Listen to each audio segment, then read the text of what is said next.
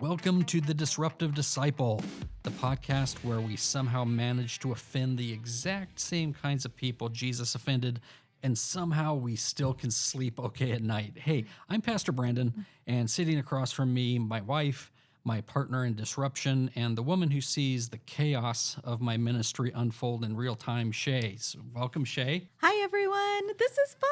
I get to kick off this whole thing by interviewing Brandon, which honestly feels fair because people ask half the questions online. I ask at home. If you're joining us from Facebook, welcome. If you landed here by accident, also welcome. Stick around. Sometimes Brandon grows on people slowly, like moss. So yeah, welcome to whatever this is.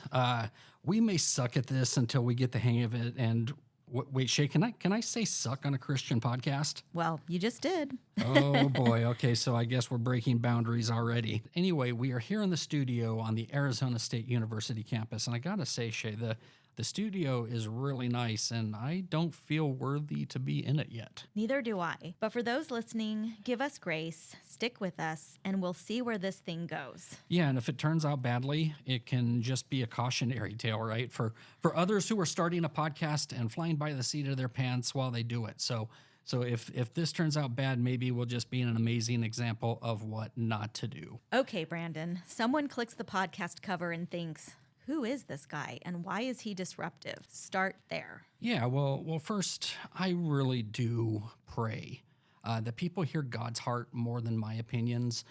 Nobody needs to hear from me. I don't even want to hear from me most of the time. So about me, I followed Jesus for now over 40 years. I grew up at North Phoenix Baptist Church in Phoenix under Pastor Richard Jackson. And back in the 80s, Shay, wow, church wasn't something you went to, it was something you lived in. You were at church a lot growing up. Yeah, it was crazy. There was Sunday school, Sunday morning service after that, maybe a trip to Bob's Big Boy before we come back, and then it's Sunday evening service. Then we had Wednesday night service and youth group and church sports leagues and choir tours and Christmas service plays and performances and Easter service plays and summer camps and outreach, and I'm probably not even listing them all, but let's just say that if North Phoenix Baptist Church had a loyalty punch card back in 1983, I would have earned a Baptist Letterman jacket by age 12, like varsity level church participation. That drive to church every Sunday morning, I'll always remember. My parents had Focus on the Family and James Dobson on full volume. Meanwhile, I'm sitting in the back seat. I'll be back there with my yellow Sony Walkman, secretly flipping to Casey Kasem's Top 40. You remember that, Shade, the Casey Kasem on Sunday mornings?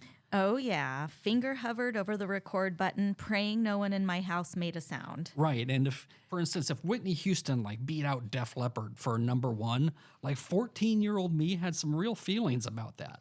The reason I'm telling you that is inside the church, I lived in a youth group. I listened to contemporary Christian music, Petra, Steve Taylor, Michael W. Smith. I was fully immersed in the church in every way a believer could be. But outside the church, I lived in 80s music and MTV and the John Hughes movie culture. And this tension was visible on my teenage bedroom walls. I remember, Shay, and I've shared this with you before, just in my room, I had Stryper and Amy Grant posters, literally right next to AC/DC and Madonna posters. So Baptist Brandon was conflicted. Didn't that conflict land you in a weekend seminar about you listening to the devil music? Yes. Okay. Yeah. That's one of my favorite memories of my Christian adolescence. So in high school, bless her heart, my mom sent me to a 2-day rock and roll rehab conference, and it was led by a guy. I don't know why I remember this. His name was Mike Adams. And I sat there all weekend. I think it was 8 hours a day. While he played albums, he played the Eagles, he played AC/DC, he played Ozzy Osbourne, backwards, forwards, and all it did was just introduce me to new music. And honestly, I'm embarrassed to admit this. I never heard Led Zeppelin's Stairway to Heaven until I attended this Christian rock and roll rehab where he introduced me to Led Zeppelin. I heard that song forward and backwards so many times during that seminar that I began to love it. So I appreciate the heart behind it, but that was not money well spent there. So sorry, Mom. You mentioned having posters of Stryper and AC/DC on your walls as a teen, and that tension between secular, mainstream music and Christian music still lives strong in your adulthood. It makes me think of the Queensryche story, a clash of your Christian and secular music colliding in all the best ways. Tell that story. Okay, I'm having a moment of first podcast self-awareness. I wonder what our listeners are thinking right now, Shay, because they came here to a Pastor Brandon Christian podcast, and we're not even 10 minutes in, and we just talked about Led Zeppelin, and now the follow-up is a Queensryche story. This is actually pretty amazing. So, okay, Queensryche story. Roughly 5 or 6 years ago, Shay and I, we go to see Queensryche, which was one of my favorite bands, and the couple we're with, who is an amazing couple, church friends of ours, says, oh, by the way, meet our friend Tim Gaines. Well, Tim Gaines is the bassist from Stryper. This is a guy whose poster was literally taped to my wall as a kid. And we sat there together at the concert and we talked for a bit and rocked out together to some Queensryche songs with Tim freaking Gaines. And that was so surreal. And just by getting to know him a little, I began admiring him for more who he is and not the band he played for. His wife was lovely too. But quick question. Is this how every episode is going to go? I ask a question and you disappear into an 80s music monologue? Only if you let me. And I believe that you, Shay, brought up the Queensryche thing. Fair enough. So back to the question, who are you? Well, some people call me the space cowboy. Some call me the gangster of love. You know that some people even call me Maurice? Steve Miller Band, 1985, 86. I don't know. No. Now answer the question. Shay, I'm just a guy who loves Jesus, has very little patience for nonsense, and somehow, some way, became the founder of a ministry I never planned for and I never asked for. I never set out to build a platform. The last thing I want to be is an influencer. I'm just more comfortable being the pastor in the background, having those meaningful one-on-one conversations rather than a pastor peacocking in front of big audiences and looking for attention. I just started this whole thing just to talk about Jesus and what it looks like to follow him in today's upside down, crazy world. I don't claim to be the ultimate authority. I just want others to wrestle and to think about the same things that I think about and wrestle with in our faith. And it turns out that people were really hungry for something real, for these honest conversations. And they found their way here. They found their way part of this community. I've watched your audience grow from just a couple thousand to what it is now. And you seem to work just as hard on this ministry when you were talking to 50 people as when you now get 50 million views on Facebook. Yeah, the growth of my social media is humbling. It's sometimes intimidating, other times terrifying. And you see where I struggle with that imposter syndrome. And you see when sometimes I don't want this, any of it. But this is all God. It's not about me. I didn't do this. I'm not that talented. I'm really the guy in the background who says, hey, God, there are better people for the job. People more talented, more eloquent, more hair.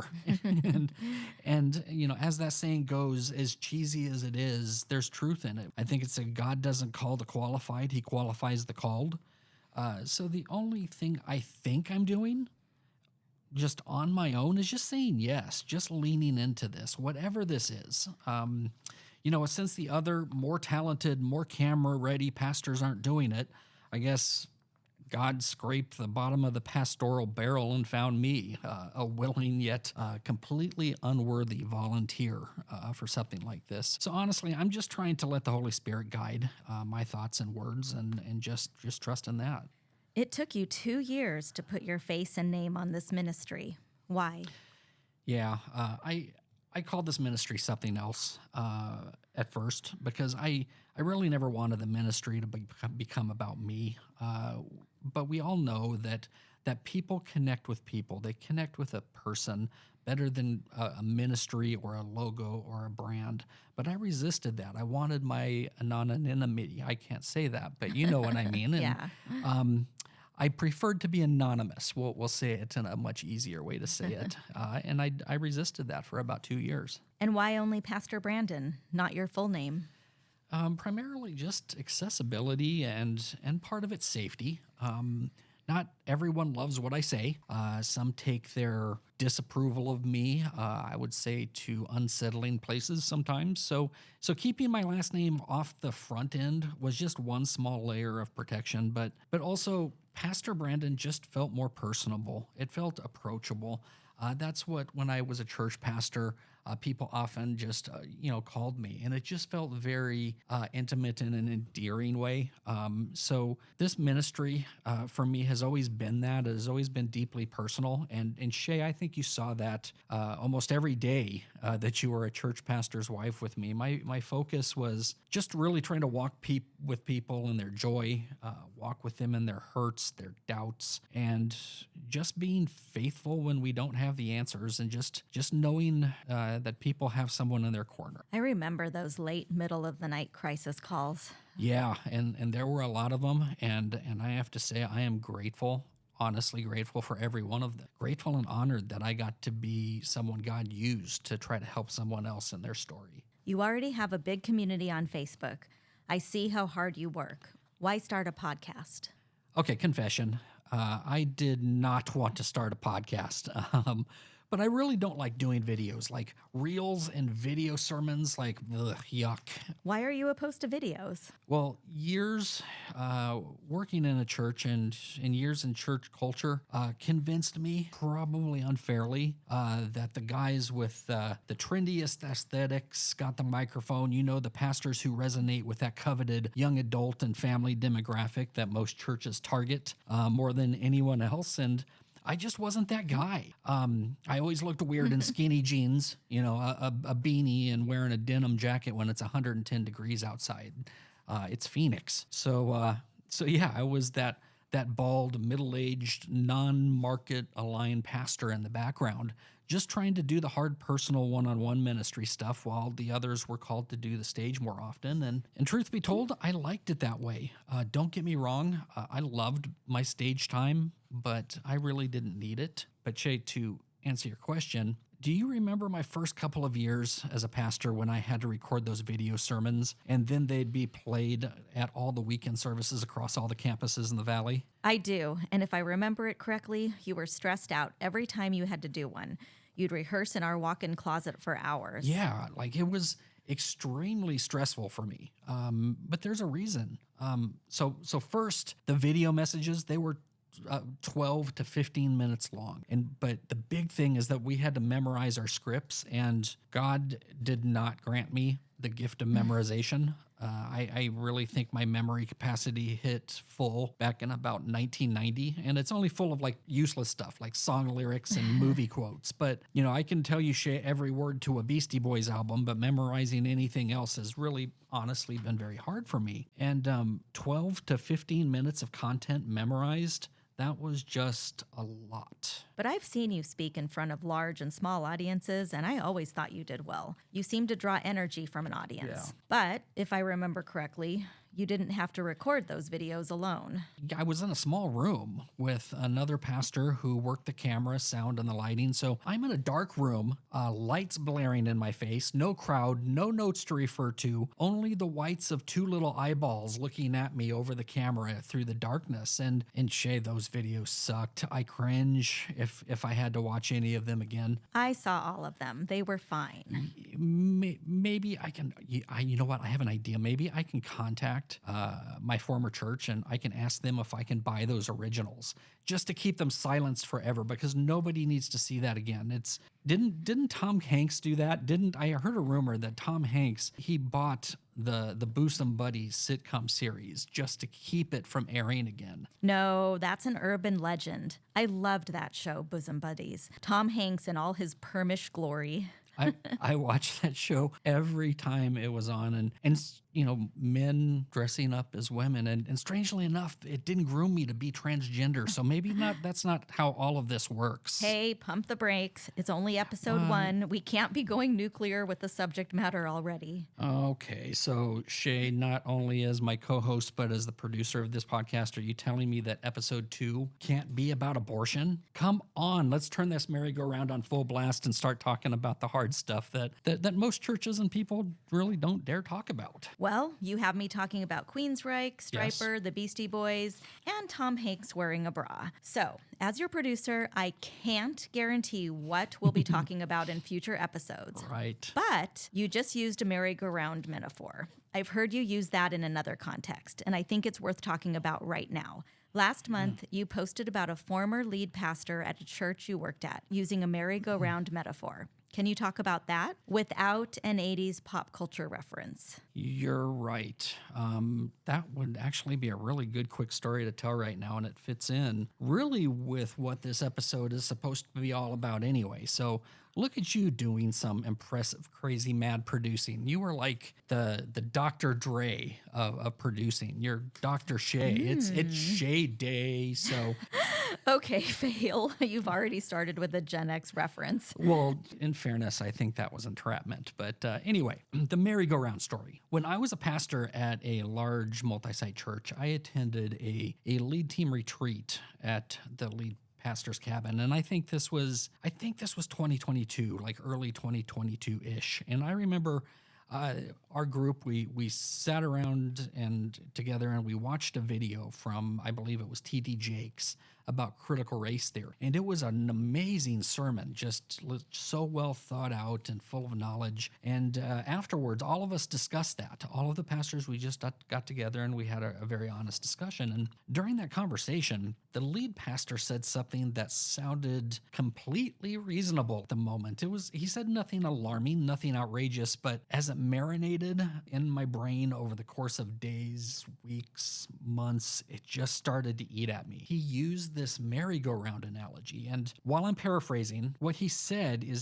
when it comes to speaking clearly and directly about those controversial topics, especially those topics tangled up in misinformation and politics and polarization, the lead pastor, felt like he needed to keep the merry-go-round of his messages spinning slowly. And he used that analogy or a metaphor or whatever it is. I'm not sure which one it is, and we're talking at a college, so I feel like I should know the difference right now. But he used this merry-go-round analogy, and he said, keep it low key, because if you crank up the merry-go-round too fast and speak too directly, people are going to get thrown off the ride. And that merry-go-round reference just kept spinning, pardon the pun, in my head for weeks. And what I ended up interpreting this as, what I heard from him, was a message of, if we say what really needs to be said, not softened, not filtered, not lukewarm, we'll lose members. And if we lose members, we lose donations. And if we lose donations, we lose jobs. And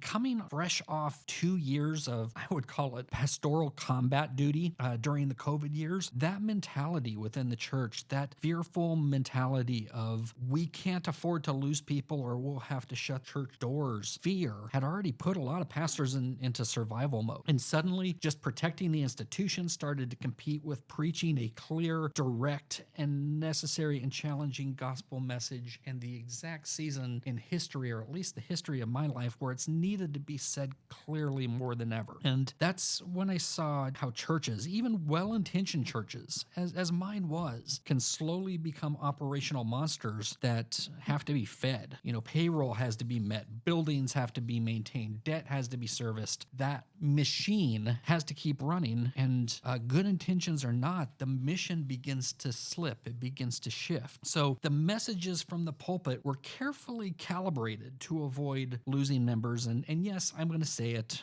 and they're calibrated not to lose primarily MAGA members. That was the real shift in mission and message that I saw after COVID. Just a fear crept in, a be careful what you say culture. And that wasn't the church I joined. It wasn't the ministry mission I signed up for. When I first came on staff, I watched that lead pastor from the pulpit just challenge whoever needed challenging. And he'd say it boldly, grounded in gospel truth, fully aware that he would wake up to 100 emails on Monday morning, and he just didn't care. And it's not the only church. It's not just my church. I've heard this from other pastors, but COVID did something to us, and it reduced many pastors' courage just to say the things that need to be said. Not all the pastors, but many of them. Because the reality is churches have overhead. They have debt. They have payroll, electric bills. And that's when that consumer Christianity kind of sneaks in. But the punchline to that whole merry-go-round story, Shay, is behind closed doors. I had a discussion with this lead pastor, and I asked him directly, what do you see as the biggest threat to American Christianity in the church? And there was no hesitation. He looked at me and he said, Brandon, it's Christian nationalism. Christian nationalism is not about Jesus. It's not about Christianity. It's about power and everything that Jesus was against. And you know what? That was a great answer. It was an honest answer. I respected him for it, but he'd never say that in front of a paying ticket holder on the church merry-go-round that he created. And I just couldn't get over that. I wanted you to tell that story because look at the contrast. You're talking about the very topics that the church told you to stay away from. Mm-hmm. And you reached, I suspect, more people than that whole multi-site church reached last year. I doubt their messages reached 50 million people. Yeah. And you did it by yourself. No payroll, just a guy, a calling, a keyboard, and a message. Yeah, but as I said, it's not about me. This ministry has been successful. The ministry has, not me. I don't bring that up just to brag on my husband. The reason I bring that up is this. Are churches too worried about who will walk out the doors if they preach unfiltered, unpolitical Jesus? Yeah. While not thinking about the people this message will attract? Shay, preach. You can't see me, but I'm throwing my hands in the air. Yes, absolutely. Like, preach that. Like, really from my heart. Like, I truly believe every church pew would be filled if churches stood up to the evangelical right and the forces that have hijacked, that have redefined, rebranded, and just weaponized Christianity. So yes, absolutely. If we truly loved like Jesus, instead of trying to figure out biblical ways not to, wow, the church would be increasing its membership instead of decreasing it. The trends would change immediately. And I do see the trends changing a bit, and I see those great Jesus-centric churches out there.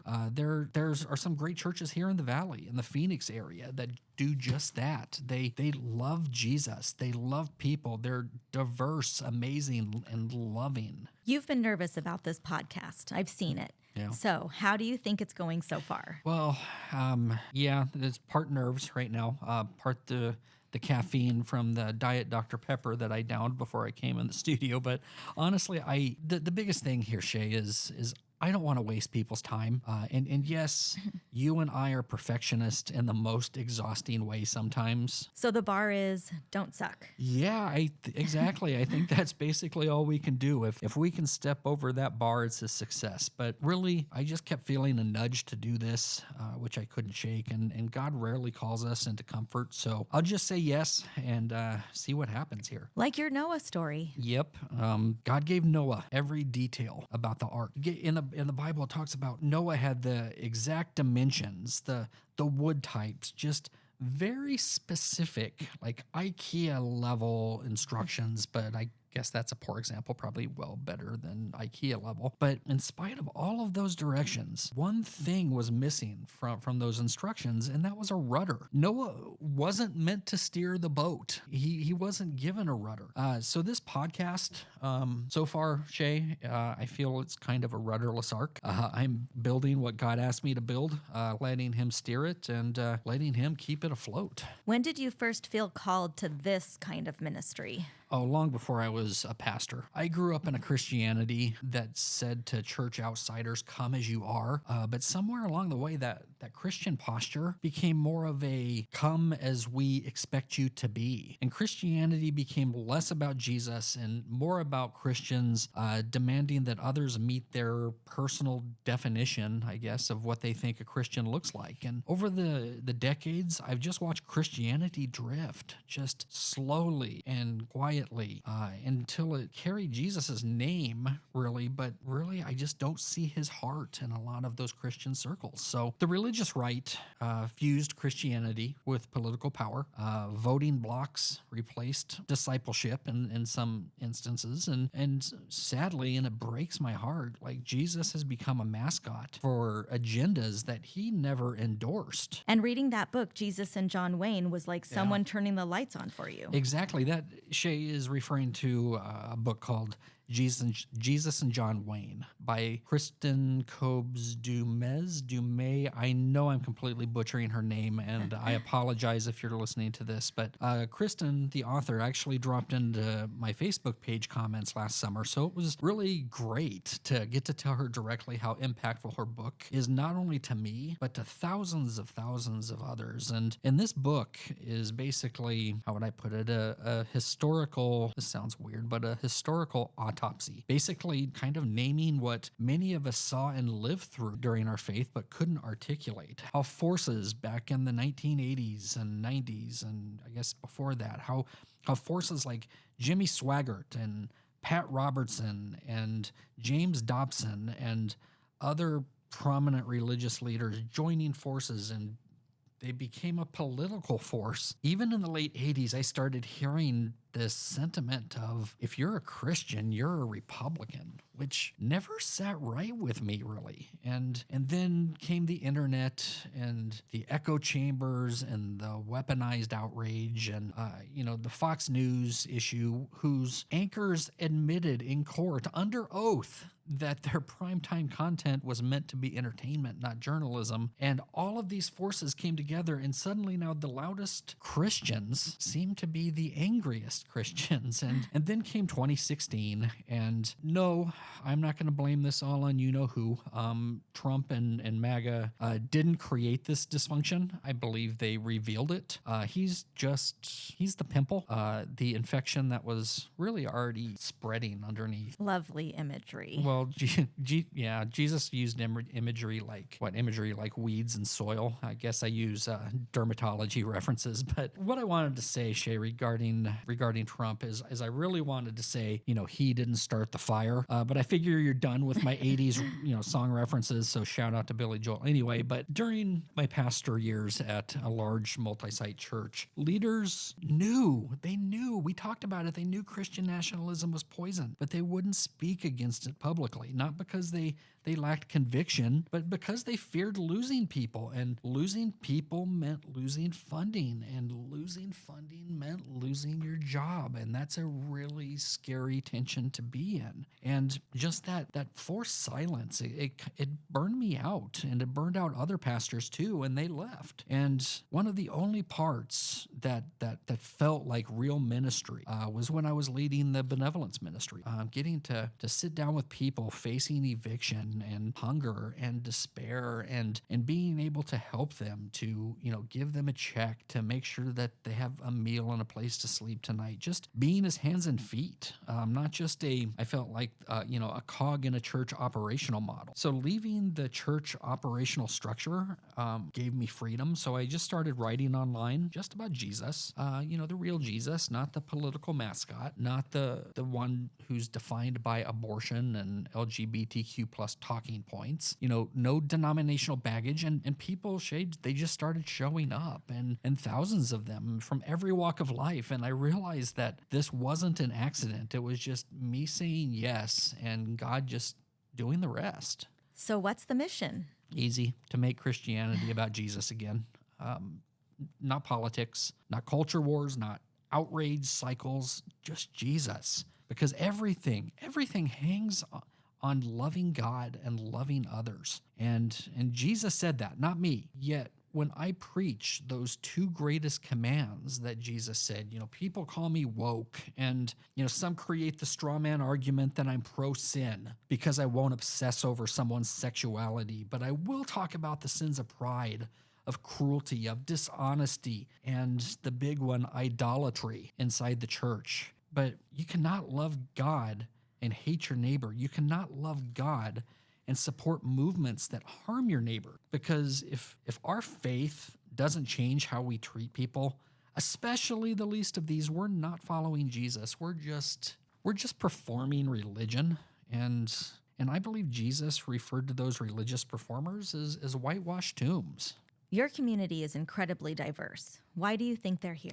Because they're not judged, because they're allowed to ask the hard questions and not feel bad about it, because they're loved and they're not shamed. And because, when we reached 50 million people last year, which is just ridiculous to me, the miracle wasn't the number, it was the people. Seemingly every background, every ethnicity, every identity, every orientation, political perspectives, Christians, Muslims, Buddhists, Jewish, even atheists, they're all sitting at the same table and we're discussing things and we're trying to love as best we can. So just this community here, we are proof that people don't need to agree on everything and be the same and have the same background to love each other well. And I just feel that that's Jesus. It has to be. I mean, it's not me doing this. There's no algorithm that can create that kind of community.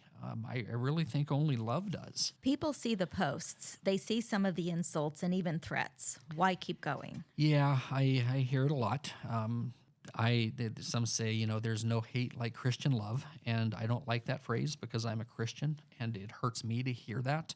But I understand why people say that, because most of the hate I get is not from atheists. It's not from other religions. It's from Christians. And it's from Christians who have this degree of certainty where they've accepted to not ever be challenged in their beliefs or wrestle with their faith. But honestly, the insults aren't the story in all of this. The threats, which I've got them, aren't the story in all of this. The stories are the story. And last year alone, I think it was over 3 million conversations happened on my page. And they weren't arguments, they were testimonies. And Shay, you've read them and I read them and they fill me up. And they're comments like, you know what, I thought God hated me, but I'm seeing this. Or my church rejected me, but I'm seeing the love of God here. I left Christianity, but I still love Jesus. How do I just be a believer in this world? And then, just comments like, your page helped me believe again. I mean, that gives me all the feels. So, that's why I do all of this. I get private messages sometimes, and I get private messages from LGBTQ people who were told by others, by Christians, by churches, that they are an abomination. But they somehow found love and they found Jesus and they found God again in this community. The people who walked away from faith because of Christians, not because of Christ, the people who are healing from those deep spiritual wounds that they never thought would close. Those voices, those stories, like what we hear, those drown out every insult, every threat, every accusation of being woke or progressive or a fake pastor, and all the litany of insults that I get every day. So this ministry really I'm seeing is for the outsider, and Jesus spent his time there, and I'm honored and blessed to do the same and spend my time there too. I've met some truly amazing people, people that the church and some Christians may point fingers at, people who, though, are so full of love that it's hard to see them as anything other than just God's beautiful creation. And that's just my favorite part of this. So what can people expect here? Yeah, honesty, truth without the theatrics, I guess I would say, and Jesus without the, how do I say this? Jesus without the religious or political additives. Genuineness over performance. We'll laugh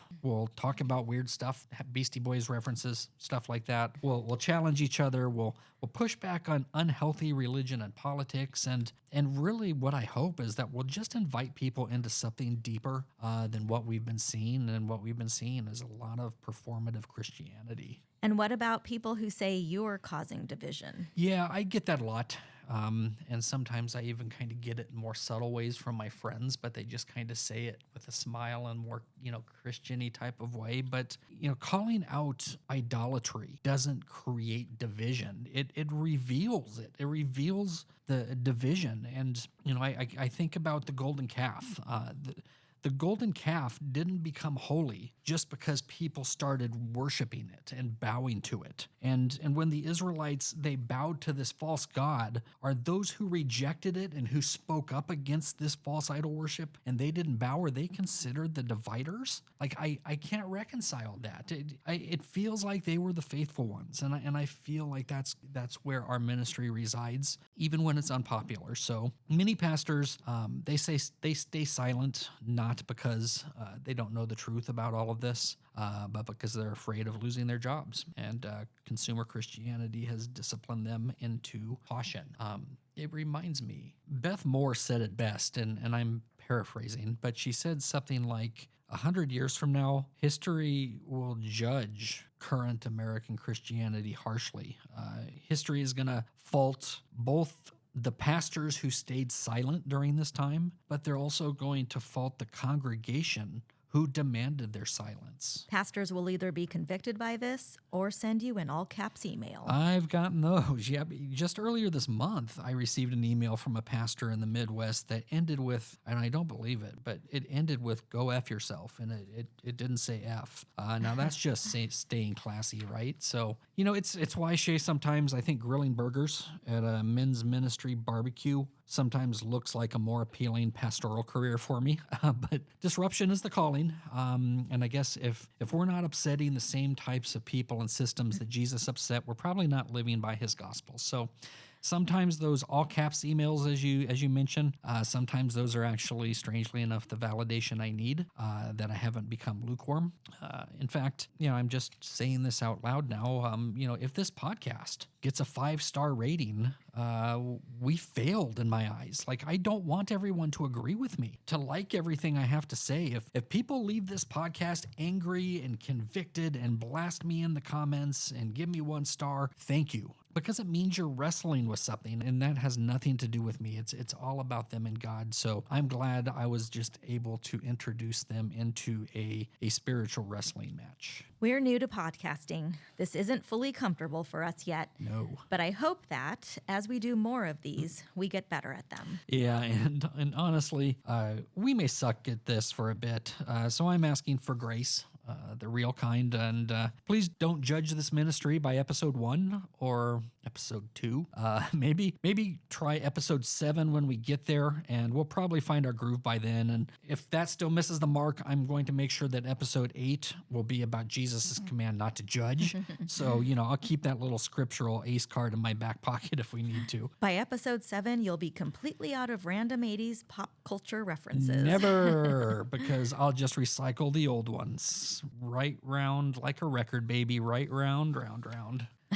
If you're listening right now, pray for me, please. My job here is going to be more difficult than I imagined. So, Brandon, where can people find more? Yeah, pastorbrandon.online. Everything lives there. But the real conversations happen on our Facebook page, and that's facebook.com/PastorBrandonAZ. And right now, Facebook is the ministry's core focus for me. I'm really just one contributor on that page.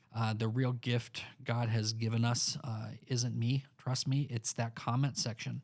It's really become that space where people can be honest, where we can wrestle with the hard stuff, and somehow just Christians, atheists, straight, gay, black, white, and everybody in between, we're all still showing up together. And what's wild about this is just beyond religion, race, orientation, beyond all the labels the world loves to hand out, most of us are actually uniting around love, and we're choosing to celebrate what we share more than what divides us. And it's like this beautifully diverse church small group discussion, except it's 70,000 people.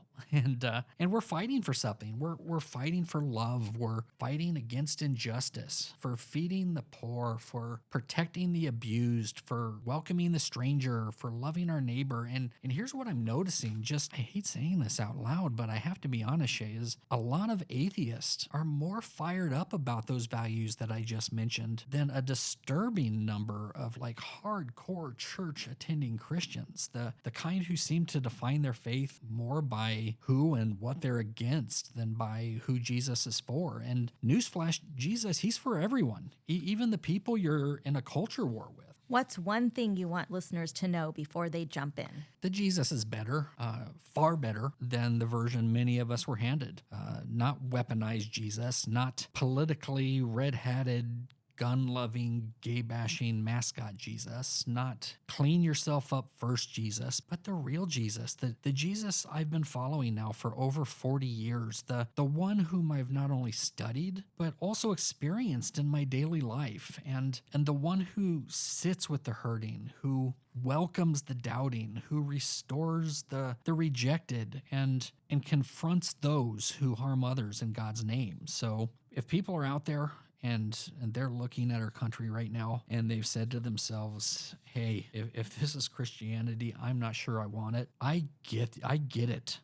But what you saw, what you're seeing in the religious evangelical right, it just isn't him. And just my prayer is that somewhere in these conversations, when we wrestle with the hard stuff, when we stop defending religion and the political ideologies that have hijacked it, and start living and loving God and others through our actions, not our talking point, that experience, that's the Jesus who actually transforms lives, and all are welcome at his table. And if that were to happen, wow, Shay, this country would look a lot more like a, quote, Christian nation without ever needing to brand it, to legislate it, to weaponize it, to enforce it, because it would be centered in love. And God himself is love. 1 John 4:8, whoever does not love does not know God, because God is love. Wow, sorry, I got a little preachy there, but Shay, thank you for keeping my rants in between the guardrails of coherent thought. And thank you for letting us ask the honest, uncomfortable questions. That's where real change begins. So, lovely producer, what are we going to talk about in the next episode? Abortion, transgender athletes? Maybe we'll talk about that infamous list. Let's make sure we don't suck at this before we jump straight into the Christian culture war Shark Tank. Okay, so wise you are. The force is strong with you. And to everyone listening, thank you for flying with the Disruptive Disciple. Hey, we know you have options when selecting a podcast, and you chose the disruptive ADHD-riddled bald guy and the brave woman who decided to marry him. So that was a bold move. So come back for episode 2, press that subscribe button, and hey, we're all in this together now. So let's see where this rudderless ark drifts next. See you next time.